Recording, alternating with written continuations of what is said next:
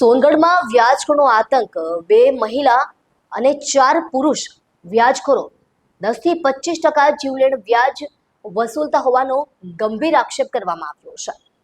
રાકેશ કુંભાર પોતાના 4 બાળકો, વિધવા બહેન અને માતા સાથે દયનીય હાલતમાં જીવન વિતાવી રહ્યા છે.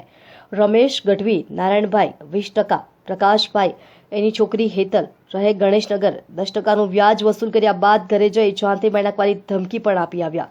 અક્ષય વડ્ડર રહે અવતા રેસિડેન્સી 25% વ્યાજ વસૂલતા હોવાના ગંભીર આક્ષેપ. માટલા બનાવવાવાળું આ ગરીબ પરિવાર વ્યાજખોરના આતંકથી ગભરાઈને ઘર છોડી ભાગી ગયો હતો. સમાજના આગેવાનો જેમ તેમ હિંમત કરી આ પરિવારોને પાછા એમના ઘરે લાવ્યા અને હિંમત આપી સોનગઢ પોલીસમાં ફરિયાદ અપાવી. ત્યારે સોનગઢ પોલીસે આપેલી હિંમત બાદ હવે આ પરિવારને ન્યાય મળવાની અને વ્યાજખોરો પર સખત કાર્યવાહી થવાની આશા જાગી છે. જો આ વ્યાજખોરોની વ્યવસ્થિત તપાસ થાય તો આ લોકોના વ્યાજખોરનો ભોગ બનેલા અનેક લોકો સામે આવે તેવી પૂરી સંભાવના છે. અને જો તમે પણ આ લોકોના વ્યાજખોરનો ભોગ બન્યા હોવ તો સોનગઢ પોલીસનો સંપર્ક કરવા વિનંતી. અમે આ આક્ષેપોની પૂર્તિ નથી કરતા. આ કેટલા સાચા એ તો પોલીસ તપાસ બાદ જ બહાર આવશે. સર્વર પાડવી, તાપી.